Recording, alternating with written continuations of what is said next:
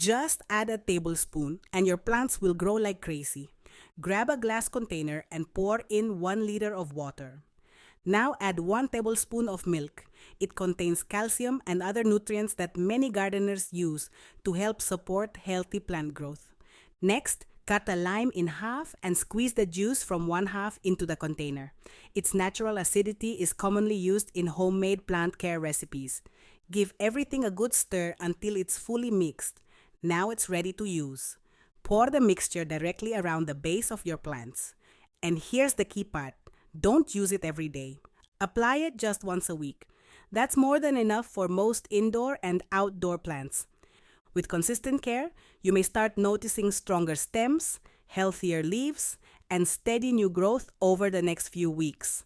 If one of your plants has been struggling lately, try using this on just that one first and compare the difference over time.